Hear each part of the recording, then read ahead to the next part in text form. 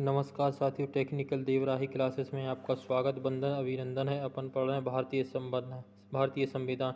यह हर परीक्षा की दृष्टि से बहुत महत्वपूर्ण इम्पोर्टेंट क्लास है, जिसमें अपन 50 क्वेश्चन 10 मिनट में करते हैं। आज 50 क्वेश्चन से ज़्यादा भी हो जाएंगे, ठीक है ना।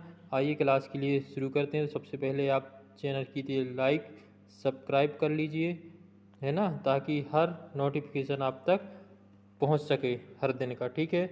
ये अपनी क्लास डेली रहती है, पर डे शाम को 7 बजे रहती है, ठीक है। आइए क्लास के लिए शुरू करते हैं, ठीक है। वन लाइनर क्वेश्चन अपन देख रहे हैं। क्वेश्चन में देखेंगे, बहुत मोस्ट इम्पोर्टेंट है ये क्लास होने वाली है आज आपकी।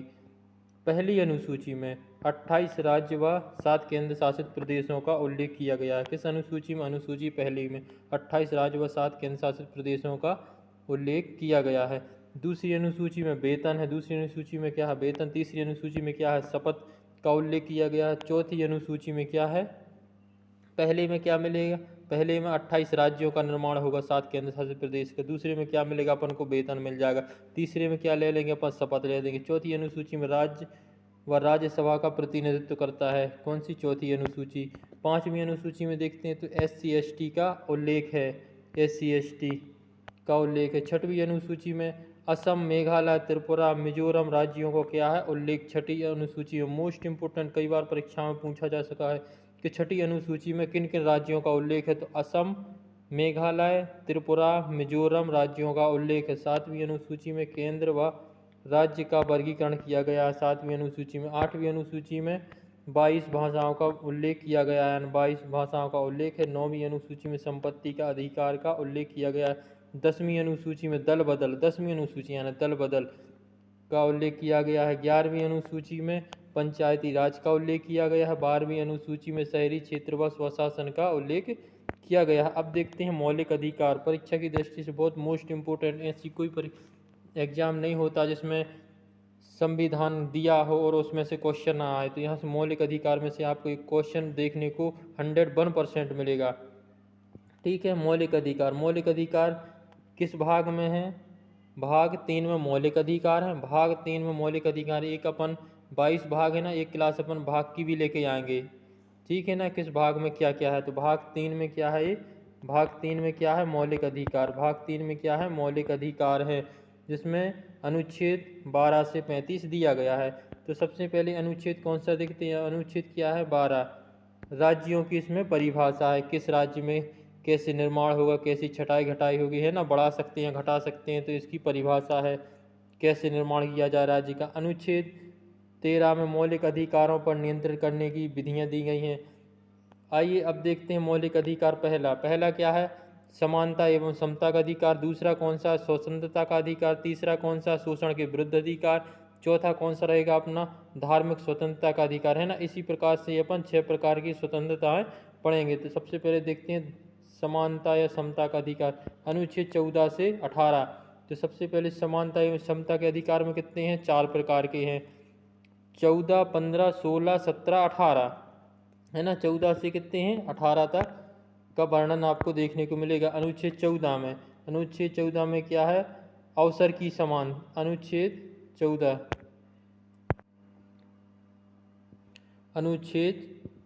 अनुच्छेद 14 में कहा है कानून के समक्ष समानता, समानता का अधिकार है। अनुच्छेद 15 में क्या? धर्म, जाति, लिंग के आधार पर किसी व्यक्ति से भेदभाव नहीं किया जाएगा, या किसी जाति विशेष या लिंग के विशेष पे, या महिला या पुरुष से तो उन पर भेदभाव नहीं किया जाएगा, या किसी धर्म का कोई हिंदू है ना, या कोई मुस्लिम है, सिख है, ईसाई पर, या धर्म जाति के आधार पर भेदभाव नहीं किया जाएगा अनुच्छेद 15 में, ठीक है। अनुच्छेद 16 में क्या दिया है? लोक नियोजन के अवसरों की समानता, यानी लोक नियोजन यानी कार्य करने की समानता, या कोई चुनाव लड़ रहा है कि या किसी लोक प्रशासन में, है ना, राजनीति में जा सकता है, सबके लिए समानता का अधिकार है। लोक नियोजन में अवसर की समानता है। 17 में क्या? अनुच्छेद 17 में अस्पृश्यता, ये क्या? अस्पृश्यता यानी छुआछूत का अंत, छुआछूत का अंत अनुच्छेद 17 में। अनुच्छेद 18 में क्या? उपाधियों का अंत। उपाधियों का अंत से मतलब है, उपाधियों का अंत से मतलब है पहले जो लिम्बरदार माल गुजार चलते थे ना, उनका अंत कर दिया जाएगा। अब किसी भी व्यक्ति पर्सन के लिए लिम्मरदार, मालगुजार, साहूकार के नाम से नहीं बुलाया जाएगा। अब सीधा जिसका एक नाम होगा, जिसका जो नाम है उसी पर्सन को बुलाया जाएगा, है ना जी। उपाधियों का अंत कर दिया गया। पहले जी उपाधि दी थी जी फलाने हैं जी ढिकाने हैं, तो ये सब बंद कर दिया गया है। क्या अनुच्छेद 18 के अंतर्गत क्या है, उपाधियों का अंत किया गया है। अनु अब देखते हैं नंबर 2 पे क्या, स्वतंत्रता का अधिकार। स्वतंत्रता अधिकार में अनुच्छेद क्या, 19 से 22। तो 19, 20, 21, 22 इसमें 4 प्रकार के अनुच्छेद आते हैं। अनुच्छेद 19 में क्या है, बोलने की अभिव्यक्ति की आज़ादी एवं स्वतंत्रता। किसी भी व्यक्ति को बोलने या उसकी अभिव्यक्ति या भाषण देने की उसके लिए स्वतंत्रता है, वो सब कुछ कर सकता है, किसी प्रकार की रोक टोक नहीं है। 20 में क्या, अनुच्छेद 20 में अपराधों के दोष सिद्ध के संबंध में संरक्षण। यानी अपराध, यदि कोई व्यक्ति कोई अपराध करता है, पुलिस तब तक गिरफ्तार नहीं कर सकती, उसको बंदी नहीं बना सकती है जब तक वह दोष सिद्ध नहीं हो जाता है या कानून के समक्ष उसको पेश नहीं कर सकती है, ठीक है ना। अपराधों के दोष सिद्धि का संरक्षण का अधिकार हो गया। अनुच्छेद 21 में प्राण एवं दैहिक स्वतंत्रता का अधिकार है। जीने का अधिकार है। हर व्यक्ति के लिए समान जीने का अधिकार है। किसी की प्राण या दैहिक जी क्या है, दैनिक नहीं, क्या दैहिक स्वतंत्रता का अधिकार है, या किसी प्रकार का कोई प्रताड़ित नहीं किया जाएगा, सबको जीने का अधिकार है। अनुच्छेद 21 मोस्ट इम्पोर्टेंट क्वेश्चन, अनुच्छेद 21A में क्या है, शिक्षा का अधिकार। अनुच्छेद 21A में क्या, शिक्षा का अधिकार। अनुच्छेद 21A में क्या, शिक्षा का अधिकार। 86वां संविधान संशोधन के द्वारा इसे लागू किया गया है। कब, 86वां संविधान संशोधन के द्वारा इसे लागू किया गया। ये परीक्षा में बहुत बार पूछा गया है कि शिक्षा का अधिकार किस अनुच्छेद के आता है और कौन सा संविधान संशोधन है। तो शिक्षा का अधिकार अनुच्छेद 21A के अनुसार आता है और किस संशोधन के द्वारा, 86वें संशोधन के द्वारा आता है, राइट। अब देखते हैं अनुच्छेद 22। अनुच्छेद 22 में कुछ दशा में गिरफ्तारी का संरक्षण है, कुछ दशा में गिरफ्तारियों का संरक्षण है। अनुच्छेद 23, अनुच्छेद 3, क्या है, अधिकार शोषण के विरुद्ध अधिकार। अभी अपन ने पढ़ा कौन सा, समानता या समता का अधिकार। फिर कौन सा पढ़ा अपन ने, स्वतंत्रता का अधिकार। अब क्या पढ़ेंगे, शोषण के विरुद्ध अधिकार, जो अनुच्छेद 23 से 24। इसमें 2 प्रकार के अनुच्छेद आते हैं। अनुच्छेद 23 में मानव के साथ दुर्व्यवहार और बलात्कार संबंधी इसमें अधिकार दिया गया है।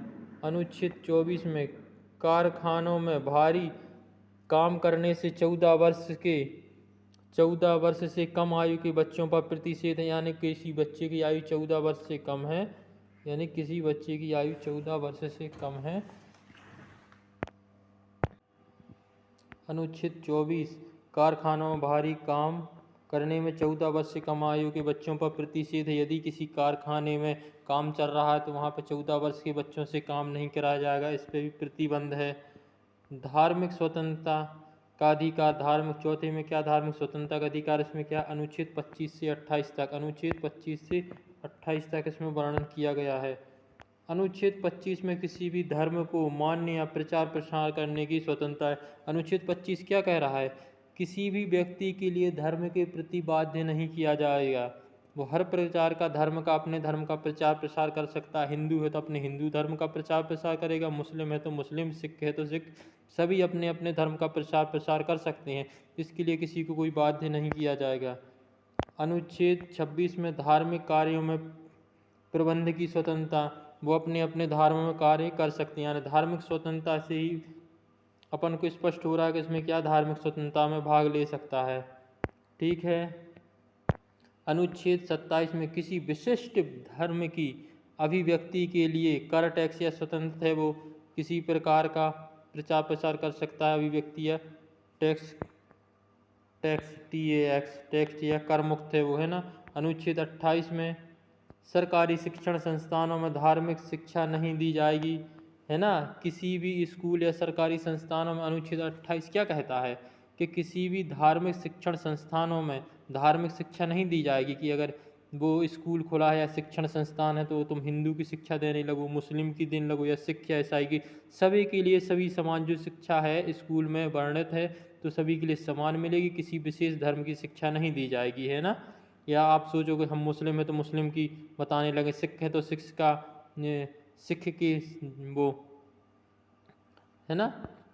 तो कार्यक्रम में शामिल होने के लिए बाध्य नहीं किया जाएगा, कार्यक्रम में बाध्य नहीं किया जाएगा। संस्कृति एवं शिक्षा का अधिकार किस में है? 5 में। अनुच्छेद 19 से 30 तक इसका वर्णन किया गया है। अधिकार, संवैधानिक उपचारों का अधिकार कितने? 6 प्रकार, 7 प्रकार के अधिकार अभी वर्तमान में कितने? 6 प्रकार के अधिकार। अनुच्छेद 32 में संवैधानिक उपचारों का अधिकार किस में? अनुच्छेद 32 में। संस्कृति एवं शिक्षा का अधिकार किस में दिया? 29 से 30 में दिया है। संपत्ति का अधिकार, संपत्ति का अधिकार अनुच्छेद 44, देखना संपत्ति का अधिकार किस में दिया है? 44 में संशोधन 1978 के द्वारा इसको हटा दिया गया। किसको? संपत्ति के अधिकार। अब क्या हो गया? कानूनी अधिकार हो गया है। महारानी विक्टोरिया को भारत की साम्राज्य कब नियुक्त किया गया था? 1858 में इसे नियुक्त किया गया था। साथ ही आज की क्लास थोड़ी लंबी हो सकती है, ये आपके लिए ही इम्पोर्टेंट है, ठीक है। तो आइए कुछ क्वेश्चन और देख लेते हैं अपन। रेगुलेटिंग एक्ट कब पारित किया गया? रेगुलेटिंग एक्ट कब पारित किया गया? 1773 ईस्वी में रेगुलेटिंग एक्ट पारित किया गया। मार्लो मिंटो सुधार बिल किस वर्ष पारित किया गया? तो 1909 मार्लो मिंटो एक्ट पारित किया गया। मिंटो मार्लो सुधार का उद्देश्य क्या था? पृथक निर्वाचन प्रणाली। अभी मार्लो मिंटो तो पूछा ही जाता है 1909 में, यदि ये पूछ लिया गया इसका उद्देश्य क्या था तो पृथक निर्वाचन करना इस प्रणाली का उद्देश्य था। माउंटेन चेम्सफोर्ड सुधार प्रावधानों में सार क्या था? तो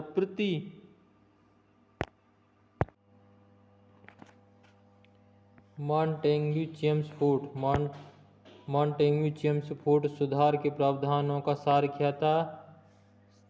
क्या था इसमें, है ना?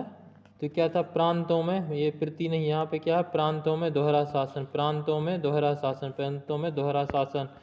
मुसलमान के लिए अतिरिक्त निर्वाचन मंडल प्रारंभ करने किसके द्वारा लाया गया था? मार्लो मिंटो सुधार के अनुसार 1909 में लाया गया था। भारत सरकार अधिनियम 1919 का उद्देश्य क्या था? तो प्रांतों में द्विध शासन लागू करना। ये प्रति ने क्या? प्रांतों में द्विध शासन लागू करना, प्रांतों में द्विध शासन लागू करना 1909 का उद्देश्य था। भारत सरकार अधिनियम 1935 का उद्देश्य क्या था? अभी पढ़ा अपन ने क्या? 1919 का, है ना? प्रांतों में द्विध शासन लागू कर दिया गया यहाँ पे, है ना। अब भारत सरकार अधिनियम 1935 का उद्देश्य क्या था? प्रांतीय स्वायत्त लागू करना, प्रांतीय स्वायत्त को लागू करना, मोस्ट इम्पोर्टेंट। मार्लो मिंटो सुधार, मिंटो मार्लो सुधार 1909 में का उद्देश्य क्या था? सांप्रदायिक निर्वाचन। यहाँ पे क्या किया जाना चाहिए? सांप्रदायिक निर्वाचन किया जाना चाहिए।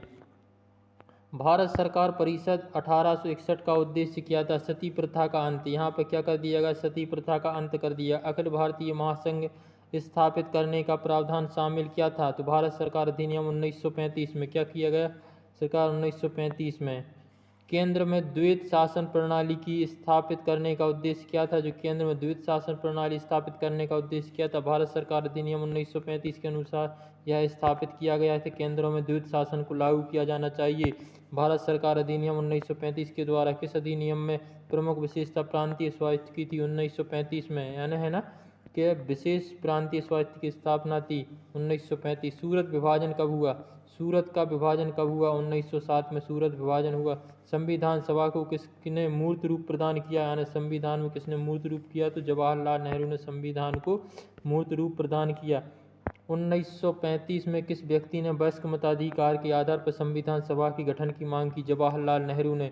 जो 1935 में भारत सरकार अधिनियम था उसमें वयस्क मताधिकार के आधार पर संविधान सभा का गठन किया जवाहरलाल नेहरू ने। किस वर्ष 1942 में किस योजना के तहत यह स्वीकार किया गया कि भारत में एक निर्वाचक संविधान सभा का गठन होगा? यानी संविधान सभा का गठन होगा क्रिप्स मिशन योजना के अनुसार। निर्वाचन होगा संविधान सभा के गठन के द्वारा, क्रिप्स मिशन योजना के द्वारा, राइट। संविधान सभा के गठन की मांग सर्वप्रथम 1895 में किसके द्वारा प्रस्तुत की गई थी? बाल गंगाधर तिलक के द्वारा यह मांग उठाई गई थी, ठीक है। धन्यवाद साथियों, क्लास के लिए यहीं समाप्त करते हैं। जय हिंद, जय भारत।